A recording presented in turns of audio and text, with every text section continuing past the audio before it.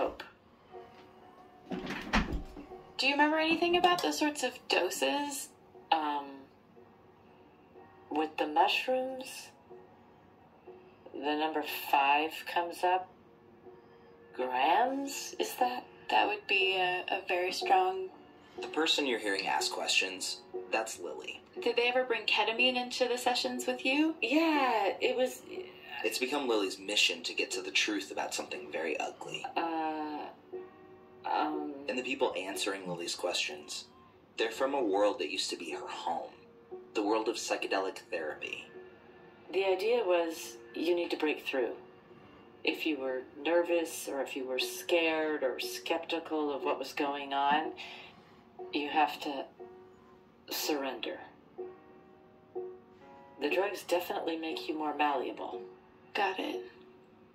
Something awful happened to Lily inside this world, and when she tried to tell her story, people told her to keep quiet. So she left.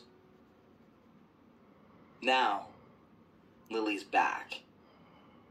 I really appreciate that you're talking about it, because it doesn't get... I haven't experienced it getting talked about very much.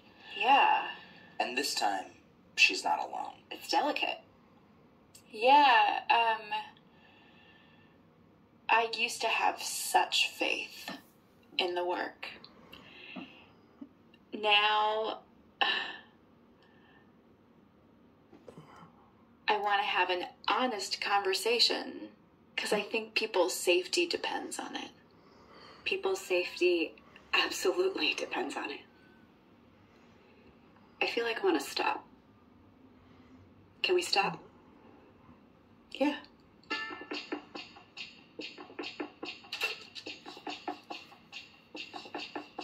I'm Io Tillit Wright, and this is Cover Story from New York Magazine. Season 1, Power Trip.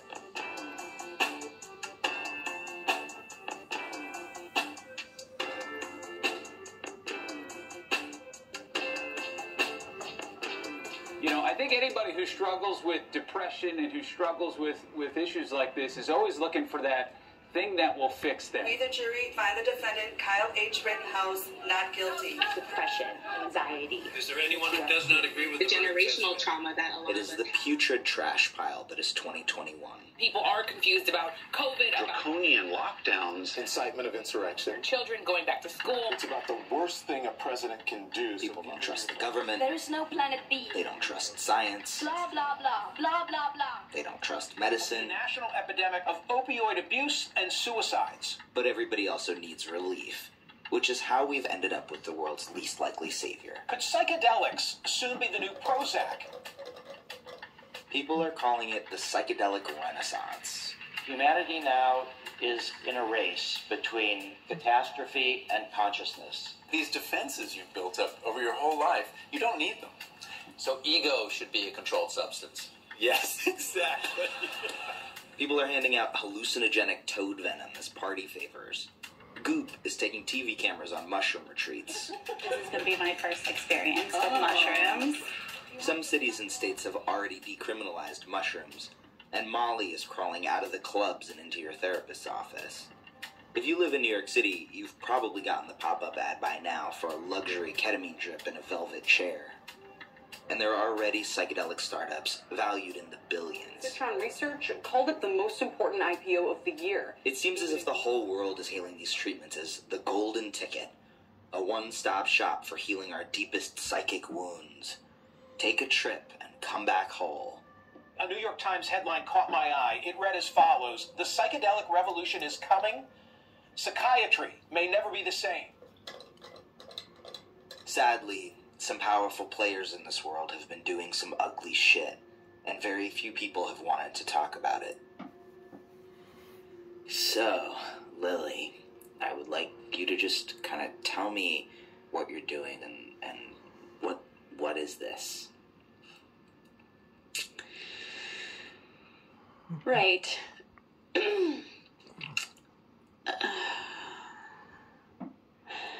One of the things I've gotten really clear on is that, like, this isn't about me. This is about... I I just want people to see what I see. What do you see?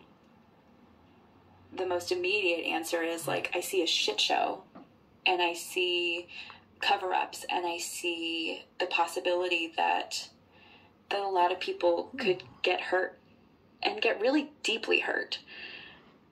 And if this progresses, there are so many people who will live through something like what I lived through. When Lily first started talking to me about the shit show and the cover-ups, I was skeptical. I didn't want to be part of a project that played into the war on drugs. I grew up in the East Village in New York, surrounded by people who use drugs. Some for fun, some to self-medicate for pains that the world wasn't interested in helping them resolve. So I was sensitive to the way the world demonizes drug use. Also, I love psychedelics. I've taken them in every context. I've eaten mushrooms on meditations in the desert, and I've taken Russian mystery dark web chemicals at punk shows in Chinatown. I've done Molly and acid at the same time, and it was the closest that I've ever come to believing in God. Lately, I'm considering doing ketamine in a doctor's office. It's a 3-week regimen for PTSD, which sounds excruciating. But I'm a believer. And I told Lily that almost the first time we spoke. I guess I should tell you that, I'm diagnosed with PTSD. And I spent, 2 years on this psychedelic called 2CI, which a friend of mine had been buying on, the Russian dark web. Teenagers figuring out who we were and what we cared about, wandering the city, skateboarding and biking around, and holy shit did it open the entire universe for me, and lead to me finding myself. A byproduct of having an addict parent is often that you have no awareness of your own needs or tastes or likes or whatever, and so I had no sense of self-awareness at all.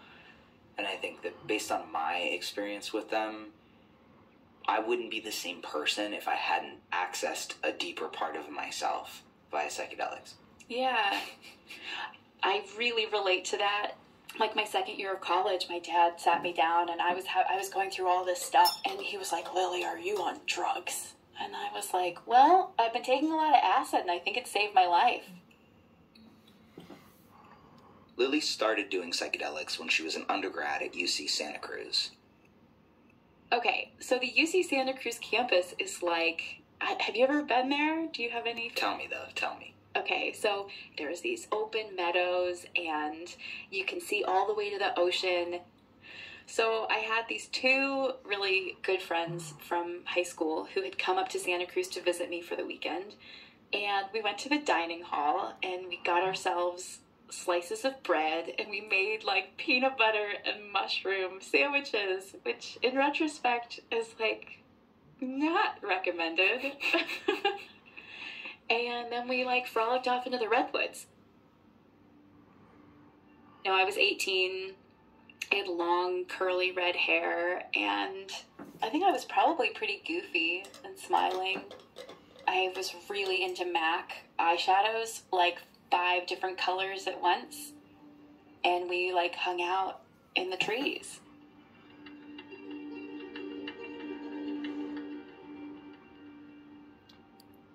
There were horizons of experience that richness and depth and textures of being human that I just didn't know were there before that day. It's like learning a different language or something,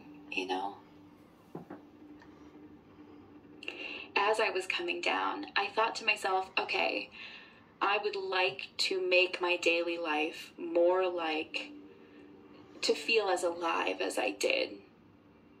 There is something for me here.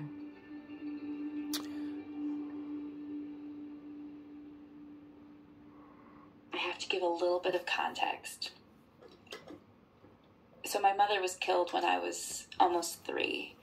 Me and my brothers and my mom had gone to the weekend retreat with our church, and we didn't take the same road back that the rest of the church took. We were driving in our minivan. I was in the front seat next to my mom, and it was 2 o'clock in the afternoon, but the person on the road in front of us was drunk and stoned. and they had turned a corner in the road and they'd overshot it and they backed up, and our car, it didn't roll, it cartwheeled. And then we were trapped inside. And I remember the glass shattering, the feeling and the sound of it, and I remember the dust, and I remember the smell. I was crying, and I just wanted my mom. And she was dead.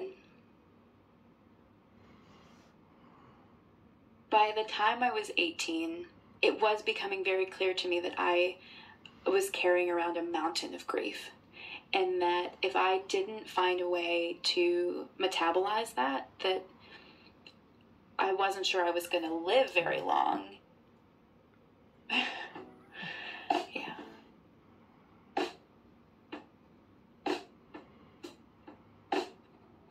What happens next? More drugs. Those first 3 years of college, she told me, it was more mushrooms, then it was LSD, then MDMA. And then in her senior year, Lily started taking ayahuasca. She'd sit in a dimly lit room up in the Sierra foothills with a dozen or so people and drink this bitter liquid. People would barf in buckets, sleep on the floor, and feel things. From the very first time that I drank ayahuasca, it was like this being. I know this sounds like so wacky-do, but the experience subjectively was like a being that I had drank that was inside my body, that showed me compassion and tough love and helped me to, like, you know, face myself. I would be really deep in grief and like really missing my mom, and I imagine a mother as like this warm, comforting presence that can sort of wrap its arms around me and make me feel like, you know, okay. And then I'd go into these states where I was really feeling the cold of that absence and the grief of it, just the utter heartbreak. And in the same moment, I had a part of me that was like in ecstasy of like, life is a fucking beautiful thing, and the world is a magnificent place, and like, it's all so beautiful. It sounds so cheesy now, but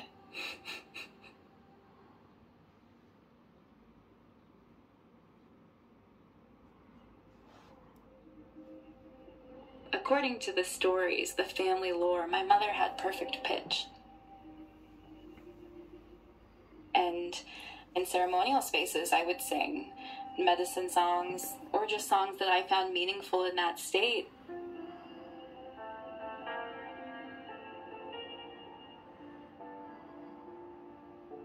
I listened to a lot of Nine Inch Nails.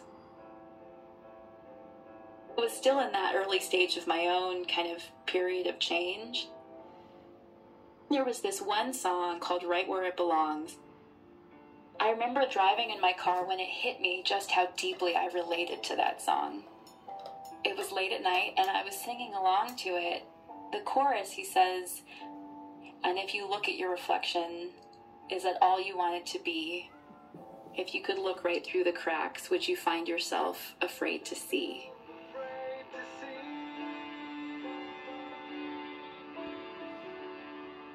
It was just a moment of kind of waking up and being like, oh, I'm not the person I want to be. But I felt like that it was possible to change and to grow and to face my demons. I was singing all the time. And then I wasn't. We'll be right back. This month on Criminal, it had turned into a full-scale phantom panic. A town is terrorized by a strange creature in white, until one man decides to take matters into his own hands. And it's the only case in English legal history where somebody has been shot dead mistaken as a ghost. And a fake documentary about a haunted house airs on TV, except people think it's real. The phone system at the BBC was jammed. It all went a bit crazy. I'm Phoebe Judge. Listen to Criminal wherever you get your podcasts. There are more abortion storylines on TV today than, say, 25 years ago. That doesn't mean those storylines get it right. Often the barrier that we see are the protesters in front of the clinic, but we don't see the, logistical, financial, legal hurdles that really make up the experience of getting an abortion in the U.S. today. What abortion looks like on screen, and why that matters. This week on Into It, Vulture's Culture Podcast. This is Cover Story from New York Magazine. Talking about how psychedelics feel is ridiculous. You end up saying things like, I left the planet, I entered another realm. It was like a being took over my being. I kissed the cosmos and was reinvented. We sound cuckoo bongo. It's so hard to verbalize, I often wonder what's actually happening to us. So we're going to take you on a brief trip to Mr. Rogers' psychedelic neighborhood. Okay. Well, first, who am I? Good question. I ponder myself. This is Charles Grobe. Spelled G-R-O-B. Grobe has the same voice and the button-up shirts and ties and the sweet smile that Mr. Rogers has. I'm a professor of psychiatry and pediatrics at the UCLA School of Medicine. Except around the same time Mr. Rogers started his show, taking people to make-believe neighborhoods with his toy trolley, Dr. Grobe started tripping. I had the opportunity to take a psychedelic drug on a few occasions. However, I quickly realized taking such powerful compounds in an uncontrolled setting like a college dorm was potentially risky. So I backed off and I did not participate for quite some time. But a few years after that, I had the opportunity to come across much of the scientific and medical literature. And he got excited about the potential of psychedelics to help people with mental health problems. I was kind of bitten by the bug and just found psychedelics utterly fascinating. Lots of different psychedelics. Mushrooms, LSD, MDMA. Yeah, so with psychedelics, early on, there was the observation, particularly in high-dose conditions, that the ego boundaries would tend to dissolve. Your ego boundaries? The sense of separation from others may become very, very blurry. This very specific sense you have of yourself, separate from other people, which psychedelics dissolve. And this can lead to, insight and knowledge. We don't really understand exactly what psychedelics are doing to our brains, but there's some things we can track. There's less activity in the parts of the brain that are associated with, high fear responses. Which could mean, for example, that on MDMA, someone with PTSD might be able to process moments that are normally too painful to think about. They can put words to their feelings. They can articulate feeling states, including disturbing feelings that come from disturbing memories. There's a sense of safety, re-exploring this old terrain. Since the 90s, the government has slowly been authorizing more research on the medical uses of psychedelics. Big universities are pouring money into studying all kinds of things, from how LSD affects brain function to whether psilocybin therapy helps people quit smoking. But most of the research is still in its infancy. Because psychedelics have been taboo for so long, we simply don't have the degree of evidence that we might otherwise have had if we had been allowed to practice this model in an open field. Of course, there are the countless people who never stopped experimenting with psychedelics as medicine just because the government said not to. The underground. The psychonauts who will try anything, the chemists who tinker, and then there are the renegade therapists who've been giving people psychedelics as medicine for years. These people mostly call themselves guides, and that's the world Lily fell into and fell in love with. The world of guides. I dove in headfirst into the water. By the end of college, Lily had decided that she wanted to become one. And I got fixated on Harvard Divinity School. She didn't talk about psychedelics explicitly in her application. I think I snuck 2 sentences about the indigenous use of psychoactive plants. But spent her time there thinking about drugs and spirituality. And between semesters, she would go out west and roam around the underground psychedelic healing scene.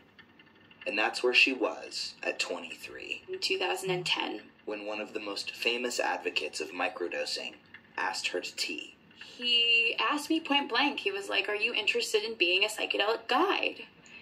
And I was like, "Well, yeah." And so when I said yes, he was like, "Well, this May, there's going to be this meeting." It didn't have a name then. So he was like, "There's going to be a meeting, and there's going to be a whole bunch of underground guides that do the psychedelic work. And, would you like to come?" So as we get into this, there's one thing I want to share with you. This is the confidentiality form. Do you want to read it to me? Sure. These are both difficult and exciting times. We are in the midst of enormous change, possibly one of the most dynamic paradigm shifts in human history. As such, these are also very volatile times, promoting extremism. One of these extremes is the war against consciousness. The participants and presenters to this conference have personally risked themselves to promote the evolution of humankind. Therefore, it is important that each participant agree to keep confidential any information they may learn by attending this conference. Which is to say, I'm not supposed to talk about this. I was fucking pumped. I was so stoked. So I just remember kind of checking in and signing a thing, and the place where we were was close to the water. So it had that oceany smell in the air and that unique humidity that you get in proximity to the ocean, and there were a lot of cypress trees. There was this big conversation about, well, what do we call this? We would say, oh, we are wilderness guides. The other name that was floated and that did take hold for this was to call these gatherings conviviums. Huh? I know. Just remember that for the future. Being one of the youngest people in the room, if not the youngest person in the room, surrounded by people some of whom have been practicing in the underground for 40 years, I am among giants. It was like any other conference in some ways. There were breakout groups, and you could go learn about different drug doses or ways of using ketamine in conjunction with psilocybin mushrooms to help people break out of certain types of thought patterns. One of the memories that stands out the most in my mind was this forum on the ethics of psychedelic therapy.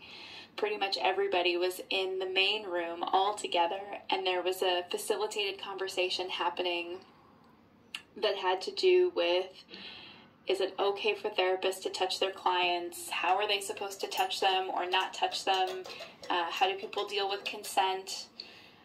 There was some work that had been done to set up basic guidelines and rules for psychedelic therapy sessions. And one of those rules was you can't have sex with your clients. Sex is not admissible. I think that there was an understanding that sexual energy may be present in the room, or that somebody may be in touch with that. That wasn't deemed inherently problematic. But yeah, it was thou shalt not fuck your clients. But I remember in the midst of this whole conversation, this beautiful woman with this incredibly soothing voice and this French accent stands up and starts to speak. Her name is Françoise Borzat. She's sort of small and petite. She has a way of talking that feels intimate, like talking to a family member or a friend. And she was known as a person that has a beautiful singing voice. She sings when she's leading ceremonies, and she's actually made recordings of some of her songs. And if you listen to her album of prayer songs, you can hear how entrancing her voice is. It was very clear that she was a person with a lot of power and respect in the community. She was really about bridging the shamanic with Western psychotherapy. She had trained with an indigenous healer in Mexico, and she was a teacher in this space. So she's the one who stands up in this conversation about ethics and about what happens when clients become aroused, and was like, I know firsthand that these transgressions can happen, and I know that because I've crossed those lines with people and had inappropriate sexual relationships with clients, and I really did some work on myself to address that. She was charming. She was clear. She seemed like someone who had worked her shit out. I think her words around it were that it was in her lineage, but that she understood that this was incorrect, that she had done a lot of inner work on herself to address the root causes of her behavior, and that it was important that practitioners were getting the right supervision and support that they needed to be right with their clients.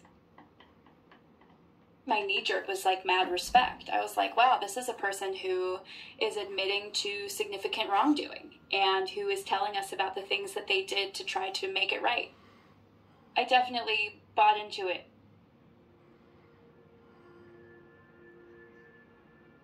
That was before Lily started asking her questions. So, I don't know if this is premature, but do you have like a pseudonym so that we can just, if we are going to say a name, we just say... What fake name do I want? I just keep thinking like Susan. Like a generic name. Susan works. Okay. Susan. I was thinking of that, like, first phone call with you. I was searching for anyone who, like, would get it. Yeah, it just feels really special to get to sit down like this.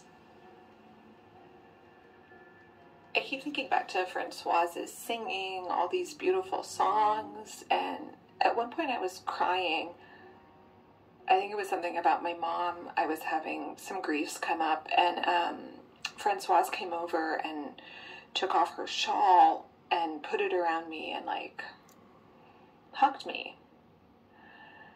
I was in, like, a trance.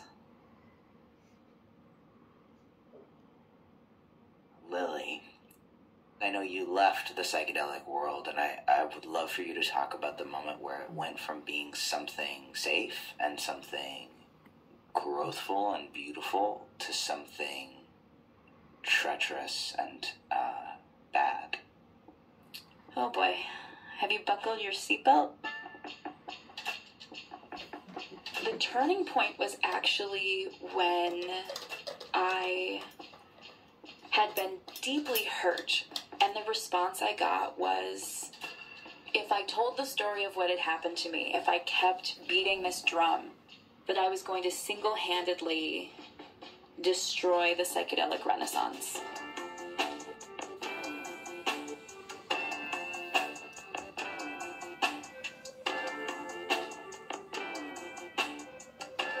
Cover Story is a production of New York Magazine. Power Trip is co-created, produced, and reported by David Nichols and Lily K. Ross. Hosted and produced by me, Iotillit Wright. Our senior producers are Marianne McCune and Whitney Jones.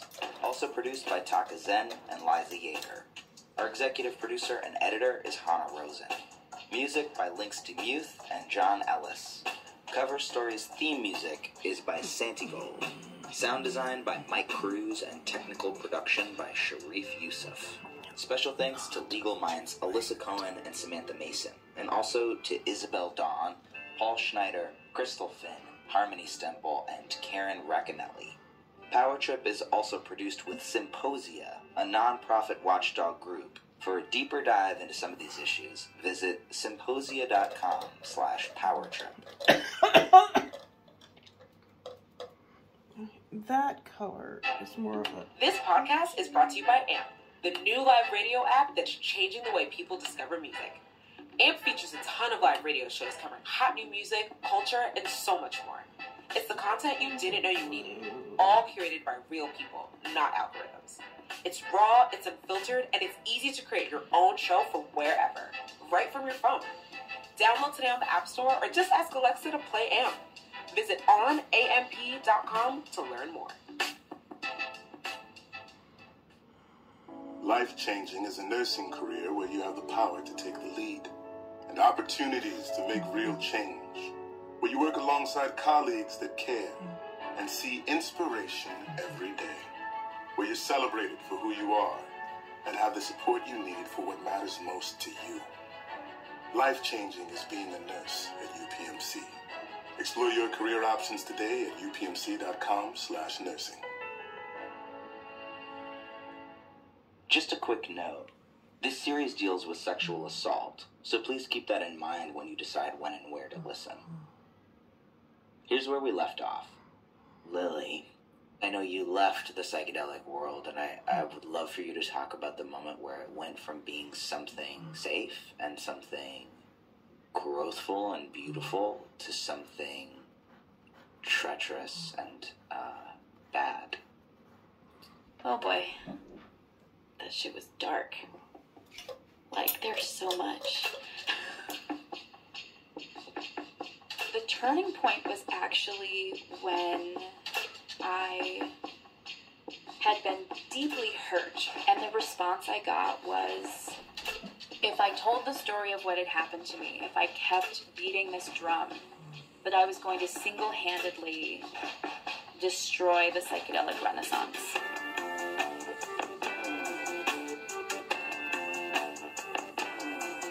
From New York Magazine, this is Cover Story. I'm Io Tillett-Wright.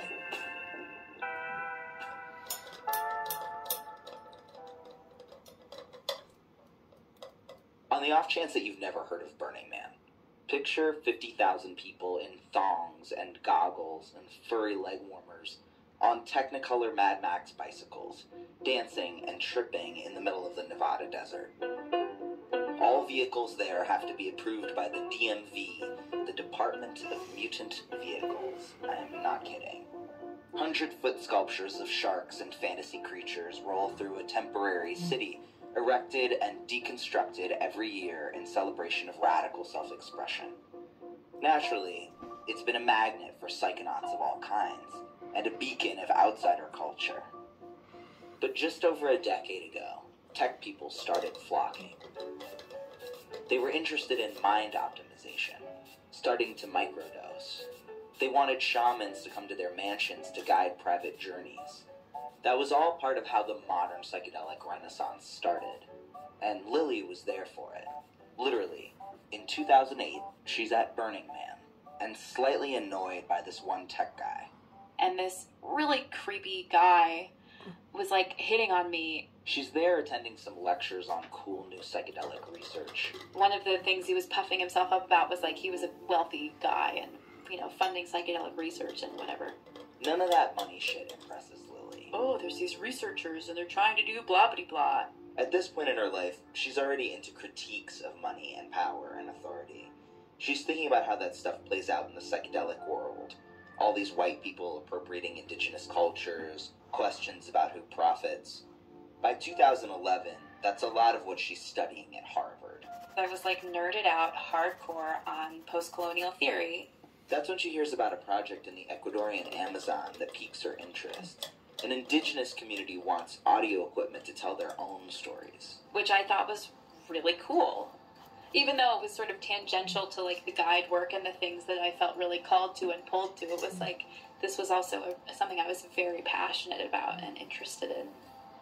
In 2012, she gets a grant to go for the summer. She's going to be working with a local guy who was leading the project there. The man who was hosting me and was also an ayahuasca shaman, which I didn't know until, like, a few days before I was going down there. Should we go to the Amazon? Yeah, I guess so. So I got on the plane, it was like 6 in the morning, and then got into Ecuador late that night. And then I woke up in the morning and I took a taxi across town to a bus